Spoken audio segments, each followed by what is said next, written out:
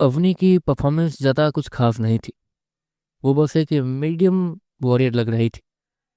Of course उसे power भी तो लोगों ने बस दी है, उसने खुद हासिल नहीं की, इसलिए उसके पास ज़्यादा एक्सपीरियंस नहीं है लड़ने का।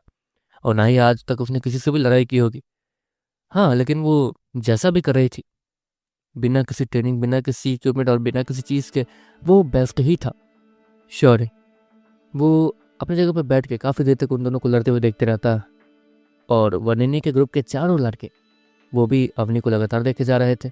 काफ़ी बार तो वनिनी भी काफ़ी ज़्यादा खूबसूरत लगने लगती थी लड़ाई के बीच में ही। अरे यार, ये सब हो क्या रहा है? हमें यहाँ से चलना चाहिए। ये लड़कियों के ट्रेनिंग के बीच हमें हमारा क्या काम, मतलब बैकग्राउंड वो सभी से कहता। और श्योर को छोड़ के वो चारों लड़के अपने हाथों से बैकग्राउंड को चुपचाप साइड कर देते। बैकग्राउंड उस श्योर के पास जाके बैठ जाता, जो कि अपने दूसरे कामों में लगा हुआ था। क्या कर रहे हो? बैकग्राउंड श्योर से कहता। सोच रहा हूँ कि वो बाबा युग, उसके बारे में मैंने पता किया कि वो थोड़ा फंकी टाइप है और बहुत ज़्यादा अजीब भी, और अरियल बुढ़ा टाइप कुछ। श्योर है। वो मैगरॉन से कहता। बल तुम्हें डर है कि कहीं वो मना ना कर दे हमारे ग्रुप के लिए, तो वही ना। मैगरॉन श्योर से कहता। परेशानी है कि अगर हम लोग यहाँ ताकतवर नहीं हो पाए तो हमेशा हमेशा के लिए यहीं इस कबीले के अंदर जेल की तरह बंद, मतलब एक तरीके से ये कबीला एक जेल है, जहाँ पर ये लोग नहीं चाहते हैं कि किसी को भी कुछ हो। ऑफकोर्स इसमें अच्छा इंटेंशन है, लोग चाहते हैं कभी कुछ ना हो किसी को, लेकिन अगर लोग बाहर ही नहीं निकलेंगे तो कुछ सीखेंगे कैसे? परेशानी ये है, जब तक उनके जान पे नहीं बनेगी तब तक वो अपनी ज़िंदगी से कुछ भी नहीं सीख पाएंगे। श्योर हंसते हुए कहता। तो क्या करने का प्लान है तुम्हारा? बैकग्राउंड श्योर हंस कहता। मेरा तो कुछ करने का प्लान नहीं है। अगर हमें इस जेल से बाहर निकल के ताकतवर होना है तो हमें एक ग्रुप चाहिए होगा कैसे भी, और अवनी शायद उस ग्रुप की आखिरी उम्मीद है, क्योंकि बाकी लोग तो हम पे भरोसा नहीं करते। इन लोगों को सिर्फ पैसा चाहिए, इसीलिए ये लोग पूरी कोशिश कर रहे हैं। अगर ये लोग ग्रुप बनाने में कामयाब हो जाते हैं तो इन दोनों को ही 100 नील पत्थर दे दूंगा मैं, और उसी लालच में ये लोग थोड़ी प्रैक्टिस भी कर रहे हैं, वरना। लेकिन परेशानी यह है ना कि उनके अंदर एक होप भी नहीं है। आपको हम दोनों बच्चे जैसे दिखते हैं, और बच्चे ही हैं, वो भी 17 या 16 साल के। तो ये सब देखने के बाद तो ये लोग गुस्सा तो होंगे कि मैं आखिर क्यों ऐसे कर रहा हूँ, और इनके अंदर जो उम्मीद बन भी रही होगी जीतने की, ताकि उन्हें ज़्यादा नील पत्थर मिले, हम दोनों को देख के वो उम्मीद टूट जाती होगी। श्योर है। वो मैगरोन से कहता। तो उन्हें अपनी असली ताकत दिखा देते हैं, क्यों? मैगरोन श्योर से कहता। अभी नहीं, अभी समय नहीं आया है। अगर सच में अपनी पूरी कोशिश कर रही है ताकि वो इस बाबा योग के सारे टेस्ट को पास कर सके, तो उसकी ये कोशिश बेकार नहीं जाएगी एक तरीके से। हमारी नज़र में तो बिल्कुल नहीं। श्योर है। मैगरोन से कहता। कुछ देर बाद श्योर और मैगरोन वहाँ से चुपचाप उठ के चले जाते हैं। ट्रेनिंग तो अच्छी खासी हो रही थी, और वनेनी अवनी के साथ ट्रेनिंग करते हुए काफ़ी सारी चीज़ें नोटिस भी कर रही थी, और अवनी के बहुत सारी गलतियों को उसे बताई जा रही थी, और अवनी अगले ही सेकंड उन गलतियों को ठीक कर लेती थी। श्योर और मैगन वहाँ से निकल चुके थे और वापस से कबीले में आ चुके थे। हाँ, वैसे उस आदमी का क्या? बैकग्राउंड श्योर से कहता। "हम्म, उस आदमी ने तो।" श्योर इतना कहने के बाद उस पर्ची को निकालता। मेरे ख्याल से हमें पहले अपने ग्रुप बनाने पर ध्यान देना चाहिए, बस। श्योर बैकग्राउंड से कहता। देखते देखते अब दिन होने वाला था। अवनी वो थक चुकी थी। ठीक है, अब मेरे ख्याल से तुम्हें आराम करना चाहिए।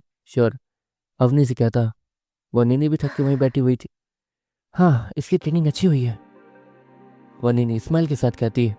देखते देखते वहाँ पे सूरज की रोशनी दिखनी शुरू हो जाती है, जो कि चारों तरफ फैल जाती है। श्योर अपने हाथ को हल्का सा ऊपर करता है कि कहीं वो गलती से भी बाई चांस टेलीपोर्ट हुआ तो कोई देख ना पाए, और थोड़ा साइड ही हो जाता है श्योर। लेकिन फिर से वो टेलीपोर्ट नहीं होता। लगता है इस कबीले के ठीक नीचे कुछ ऐसा है जो कि हमारी एनर्जी को नीचे ले जा रहा है, या फिर मेरी एनर्जी धूप के कांटेक्ट में आती है तो मैं टेलीपोर्ट होता हूँ, ऐसा भी हो सकता है। तो मुझे इस चीज़ को अच्छे से समझना होगा। श्योर है। मन मन सोचता है। हमें 12 बजे जाना है, तो आप लोग तब तक आराम कर सकते हैं। श्योर वो उन सभी से कहता। कहाँ जाना है? वनिनी के ग्रुप का एक लड़का श्योर से कहता। सरप्राइज है।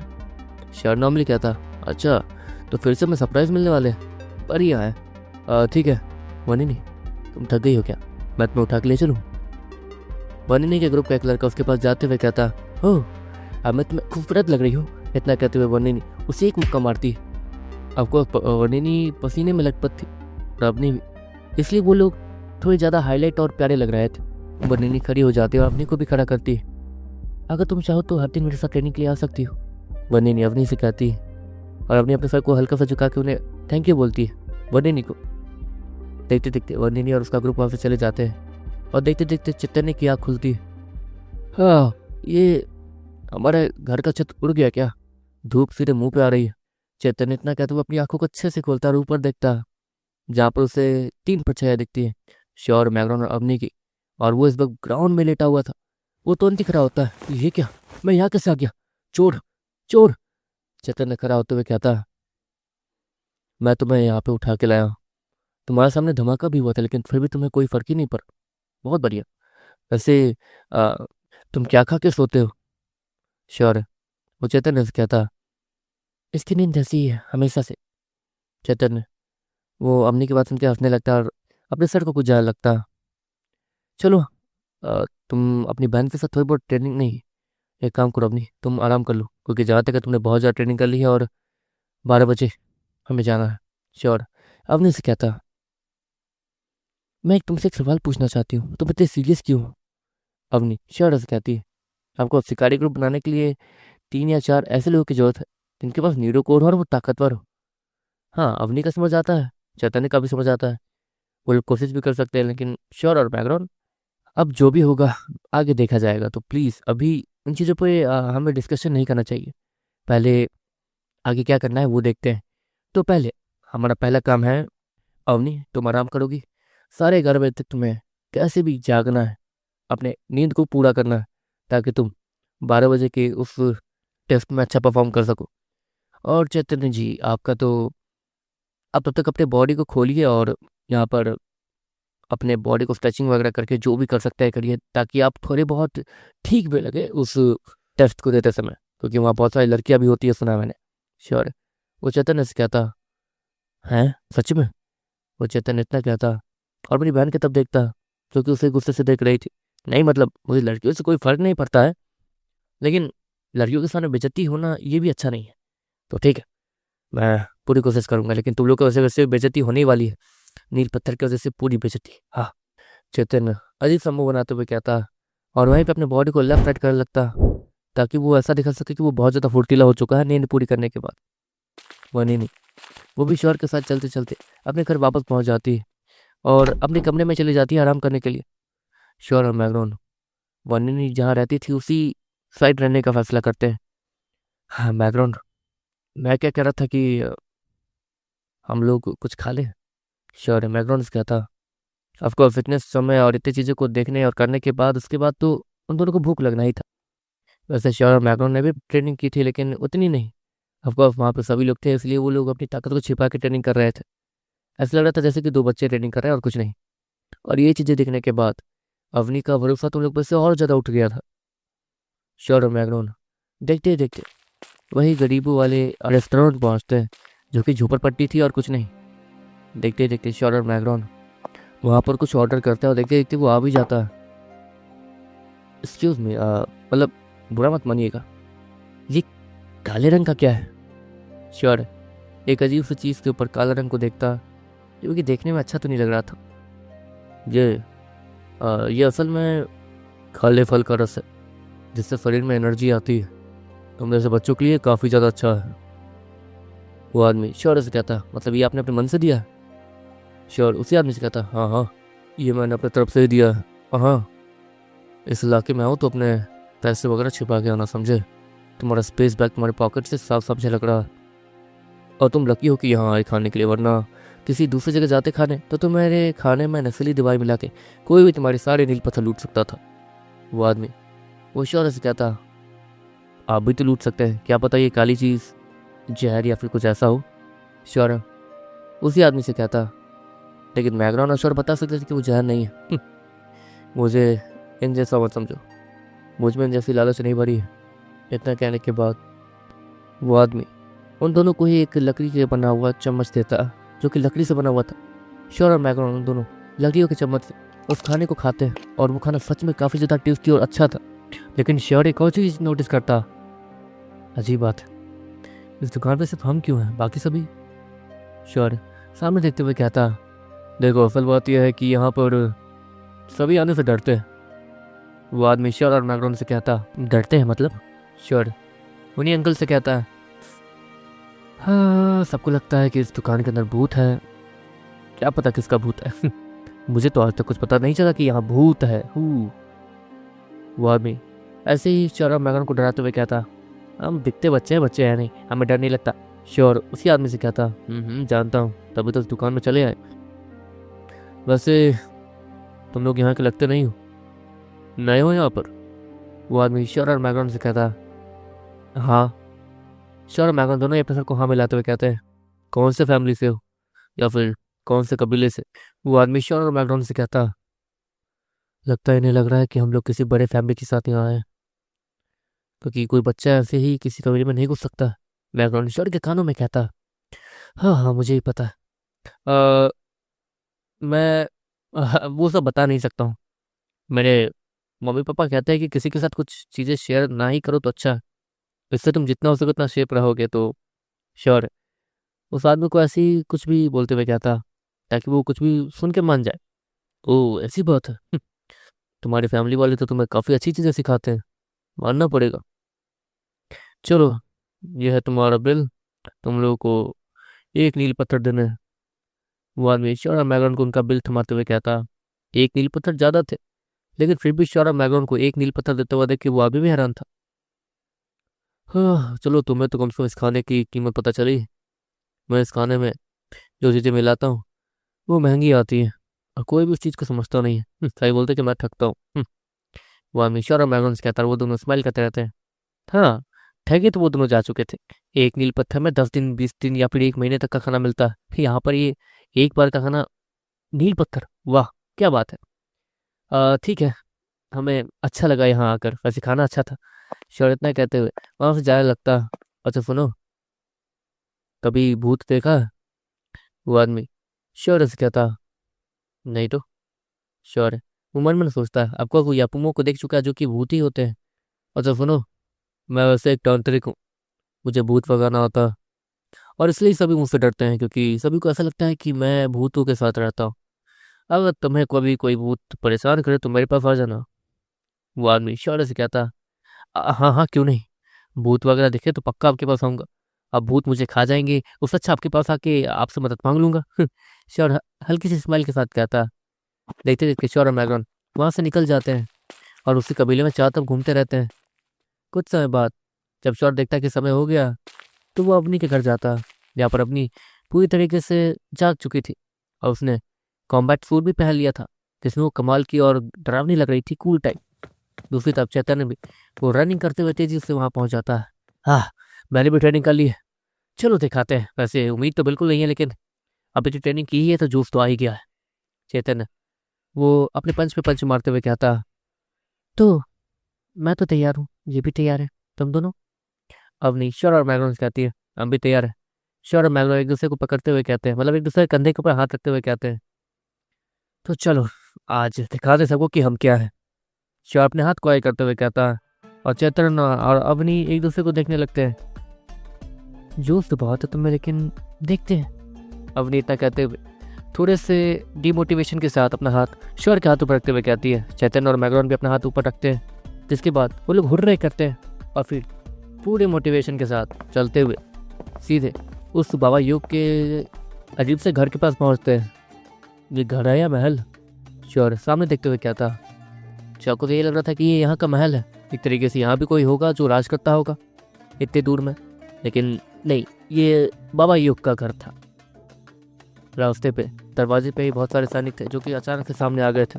रुको, कहाँ जा रहे हो तुम लोग? वो सैनिक वो श्योर और मैग्रॉन और बाकी सभी से कहते हैं, मैं शिकारियों के ग्रुप के लिए उसे क्या बोलते हैं, हाँ टेस्ट देने आया हूँ। श्योर है वो उन सिपाहियों से कहता, टेस्ट देने के लिए आए हो शिकारियों के ग्रुप के लिए? वो सैनिक इतना कहते हुए पीछे देखता, और बाकी सैनिक जो पीछे हंस रहे थे वो और जोर जोर से हंसने लगते हैं। देखो शिकारियों के ग्रुप के लिए कोई टेस्ट देने आया है, हाँ, उम्र उम्र क्या है बच्चे तुम्हारी, जरा बताना तो। इतना कहते वो सैनिक श्योर की उम्र पूछता। 17 साल। श्योर। वो उसी सैनिक से कहता। 17 साल। तो बच्चों एक बात बताओ, टेस्ट कैसे दोगे? मतलब गिर के, या फिर अपना मुंह तोड़वा के, या फिर अपने दांत तोड़वा कर, अपने चेहरे का नक्शा बदलवा कर, ऐसे टेस्ट देने वाले हो? वो सैनिक श्योर के गालों को सहलाते हुए कहता। उन सभी का इंटेंशन गलत नहीं था, लेकिन श्योर के मोटिवेशन को और एक तरीके से जोश को देखने के बाद वो लोग भी अपने आप को हंसने से नहीं रोक पाए थे। इतना छोटा बच्चा यहाँ पर टफ देने आ गया, वो भी टीम के साथ। और तुम दोनों में दिमाग नहीं है? शायद बच्चे के साथ आ गए हो। इस बच्चे में तो चलो दिमाग नहीं होगा, लेकिन तुम दोनों में? वो सैनिक अवनी और चैतन्य को डांटते हुए कहता। हाँ, मुझे लगा ही था। इतना कहते हुए वो अवनी पीछे पलट के जाने लगती है। अरे रुको, मैं सीरियस हूँ, मैं सच में टफ देने आया हूँ। श्योर उस सैनिक से कहता। ठीक है, वैसे भी आज कोई टेस्ट देने नहीं आया है, तो बाबा योग वैसे भी फ्री ही है। वो भी बोल रहे थे उन्हें मज़ा नहीं आ रहा। तुम्हारे बारे में उन्हें बताऊंगा तो पक्का तुम्हें इंटरेस्ट लेंगे ही। तुम्हारे जैसे बच्चे उन्हें बहुत पसंद है, जिनमें बहुत ज़्यादा मोटिवेशन बढ़ा हो। रुको, आता हूँ। वो सैनिक इतना कहते हुए अंदर चला जाता। और श्योर दूसरी तरफ चैतन्य और अवनी को देखता है, जिनकी बेइज्जती हुई थी। वो दोनों ही अपने हाथों को रोटेट करके उन्हें उसे ही देख रहे थे। थोड़ी बहुत बेइज्जती तो चलती है, वैसे भी जब हम लोग यहाँ से पास होकर निकलेंगे तो यही सैनिक हमारे चेहरे को देख रहे होंगे। सोचो सोचो। श्योर उन्हें इमेजिन करने के लिए कहता। दूसरी तरफ वो दोनों नीचे बैठ चुके थे और बहुत ज़्यादा अपसेट लग रहे थे। उनकी यहाँ पे बेइज्जती होने वाली है और कुछ नहीं। अरे कुछ नहीं होगा, देखो। अब नहीं, तुमने तो बहुत ज़्यादा प्रैक्टिस की है ना, प्लीज़ तुम अपना पूरा 100% देना। चैतन्य अपनी फुर्ती दिखाना, और मैं और मैग्रोन तो अपना संभाल लेंगे, कोई परेशानी वाली बात नहीं है। श्योर हंसते हुए कहता। हाँ ठीक है, अवनी नॉर्मली कहती है, और चैतन्य तो कुछ बोलता भी नहीं है। कुछ देर बाद वो सैनिक वो नीचे आता है। हाँ चलो बच्चों, मेरे पीछे आओ, बात कर ली तुम्हारे बारे में। वो भी तुम्हारे बारे में सुनकर बहुत ज़्यादा एक्साइटेड हो गए, आ जाओ। वो सैनिक कुछ श्योर, मैग्रोन और अवनी और चैतन्य से कहता है, और देखते देखते श्योर के पीछे वो तीनों चल के जाने लगते हैं। देखते देखते वो लोग उस अजीब से घर में एंटर करते हैं, जहाँ पर चारों तरफ सैनिक लोग थे। क्या बाबा योग बहुत ज़्यादा फेमस है क्या? श्योर है वो सैनिक से कहता। फेमस? तुम यहाँ पे कब से हो? कल आए परसों? वो सैनिक हंसते हुए कहता। ऑफकोर्स यहाँ बाबा योग उतना ही फेमस है जितना कि यहाँ के महाराज। और श्योर उन्हें नहीं जानता, मतलब पक्का वो आजकल का ही बच्चा होगा। है, हाँ सही कहा। श्योर वो नाटक करते हुए कहता। श्योर ऑफकोर्स इन सभी को ज़्यादा कुछ एक्सप्लेन करेगा नहीं, क्योंकि इसमें उसी का टाइम वेस्ट होगा। किसी को साबित करना और उसके सामने साबित हो जाने के बाद भी कुछ फ़ायदा ना मिलना, ये तो टाइम की बर्बादी है और कुछ नहीं। इसलिए श्योर इन सभी के सामने ज़्यादा कुछ कर नहीं रहा था। वो सैनिक वो आगे बढ़ते बढ़ते एक दरवाजे के पास जाकर खड़ा हो जाता। अंदर जाओ, बाबा योग अंदर ही है।